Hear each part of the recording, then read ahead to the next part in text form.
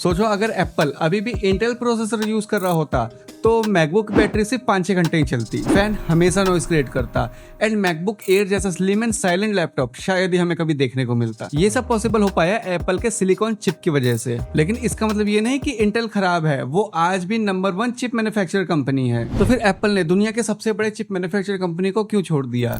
देखो, जैसा दिखता है वैसा होता नहीं, इसके बहुत सारे रीजन है, एक एक करके बात करते हैं। 2006 में एप्पल ने पावर पीसी प्रोसेसर को छोड़कर इंटेल के प्रोसेसर को यूज करना शुरू कर दिया। अब पावर पीसी प्रोसेसर क्या होता है? ये 1991 का कंप्यूटर चिप था जिसे IBM, मोटोरोला एंड एप्पल साथ मिलकर डेवलप कर रहे थे एंड एप्पल को इससे भी fast and come power use करने वाला चिप चाहिए था, लेकिन ऐसा हो नहीं पा रहा था एंड उस टाइम इंटेल काफी अच्छा कर रहा था। इसलिए एप्पल ने अपने दो साथी IBM एंड मोटोरोला का साथ छोड़कर इंटेल को चुना। अब मुझे कमेंट में ये बताना कि पावर पीसी के बारे में कौन कौन जानता था। चलिए टॉपिक पर वापस आते हैं। उस टाइम एप्पल का ये डिसीजन रेवोल्यूशनरी था, परफॉर्मेंस भी अच्छी थी और विंडो ऑपरेटिंग सिस्टम भी मैक पर चल जाते थे। लगभग 15 साल तक इंटेल एप्पल का दिल बन के धड़कता रहा, लेकिन धीरे धीरे प्रॉब्लम शुरू होने लगी। इंटेल हर साल नए नए प्रोसेसर लॉन्च कर रहा था, लेकिन परफॉर्मेंस वहीं का वहीं, और सबसे बड़ी प्रॉब्लम थी पावर एफिशिएंसी। प्रोसेसर पावरफुल था लेकिन बैटरी बहुत ज्यादा यूज करता था। इंटेल में क्या होता था, प्रोसेसर अलग, रैम अलग और ग्राफिक भी अलग होता था, जिससे ये पावर बहुत खर्च करता था एंड हीट भी बहुत प्रोड्यूस करता था। इसीलिए मैकबुक में फैंस लगाने पड़ते थे जो मैकबुक का काफी बड़ा हिस्सा कवर करता था, और फैंस की नॉइस एप्पल के पर्सनैलिटी को खराब कर रही थी। एप्पल का विजन था slim and silent laptop, high performance with long battery life, लेकिन इंटेल के साथ ये सब पॉसिबल नहीं था। इंटेल अपने प्लान में डिले कर रहा था, जिसकी वजह से एप्पल को बहुत वेट करना पड़ता था। एप्पल को ना इंटेल के शेड्यूल के हिसाब से चलना पड़ रहा था, जिससे कि एप्पल अब धीरे धीरे इंटेल से तंग हो रहा था। ऐसा भी नहीं था कि इंटेल एप्पल के लिए कुछ खास तरह का प्रोसेसर बनाता था, वो वही प्रोसेसर एप्पल को भी देता था जो वो HP और डेल को भी दे रहा था। एप्पल के पास एक और ऑप्शन था, वो इंटेल को छोड़कर AMD के पास भी जा सकता था, लेकिन एप्पल ने ऐसा नहीं किया। रीजन सिंपल था, प्रोसेसर तो चेंज हो जाता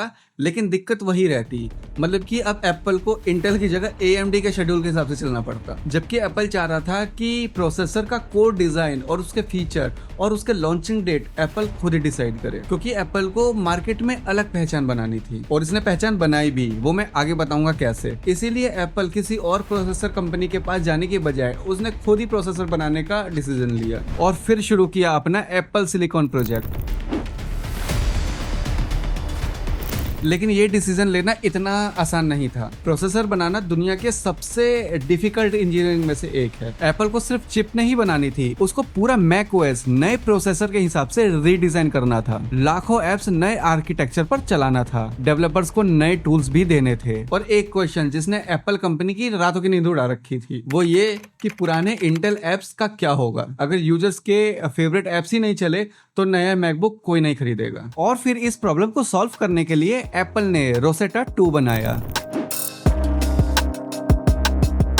ये टेक्नोलॉजी पुराने इंटेल एप्स को नए एप्पल सिलिकॉन मैक पर भी चला सकती थी, और सरप्राइजिंगली इंटेल के कई सारे एप्स एप्पल सिलिकॉन पर इतने स्मूथ चलते थे कि यूजर्स को कहीं पता ही नहीं चल पा रहा था कि उनका एप्स एक्चुअली में ट्रांसलेट हो रहा है। अगर आप आईफोन यूज करते हो तो आप एप्पल के A सीरीज वाले चिप के बारे में भी जानते होंगे। ये एप्पल काफी पहले से खुद ही मैन्युफैक्चर कर रहा था, तो उसी प्रोसेसर के ब्लूप्रिंट पर एप्पल अपना न्यू सिलिकॉन चिप को डिजाइन कर रहा था। मतलब CPU, GPU, neural engine, RAM सब एक ही चिप में, और इसी वजह से डाटा बहुत जल्दी ट्रांसफर हो रहा था, और इस वजह से जो पावर थी वो बहुत कम यूज हो रही थी, और परफॉर्मेंस मतलब 2x से 4x भी जा रही थी।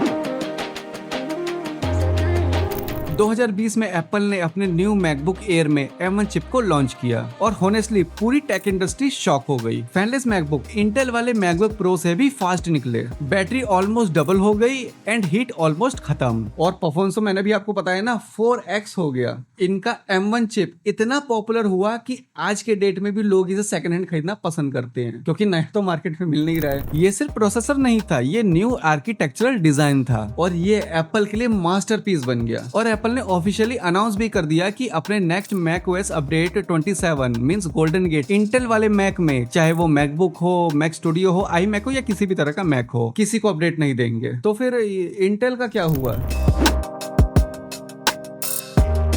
देखिए इंटेल अब खराब कंपनी नहीं हो गई, ये आज भी i9 अल्ट्रा जैसे मोस्ट पावरफुल प्रोसेसर बनाती है। लेकिन एप्पल को ऐसा प्रोसेसर चाहिए था जो सिर्फ मैक के लिए डिजाइन हो, जिससे एप्पल हार्डवेयर एंड सॉफ्टवेयर मतलब दोनों को अपने हिसाब से ऑप्टिमाइज कर सके। और ये काम इंटेल कभी नहीं कर पाता, क्योंकि इंटेल है ना, उसको हजारों विंडोज पीसी के लिए प्रोसेसर बनाना पड़ता है। जैसे एप्पल अपना डिस्प्ले सैमसंग और एलजी जैसे ब्रांड से खरीदता है, बट सैमसंग और एलजी जैसे जो ब्रांड है वो एप्पल के लिए जो खास तरह का डिस्प्ले बनाते हैं वो किसी और को नहीं बेचते, जिससे कि एप्पल मार्केट में सबसे अलग दिखता है। जब एप्पल ने एप्पल सिलिकॉन को अनाउंस किया तो मतलब लोगों को ऐसा लग रहा था कि अब एप्पल और इंटेल की दोस्ती खत्म हो गई, बट ऐसा नहीं हुआ। इंटेल ने पब्लिकली एप्पल को हमेशा सपोर्ट किया और ये भी कहा कि एप्पल उसका इंपॉर्टेंट कस्टमर था और आगे भी रहेगा। हाँ, ये इंटेल के लिए बड़ा बिजनेस लॉस जरूर था, क्योंकि मैक के सारे प्रोसेसर इंटेल ही सप्लाई करता था। लेकिन इंटेल ने पब्लिकली कभी नाराजगी नहीं दिखाई और एक प्रोफेशनल कंपनीज की तरह दोनों ने अपना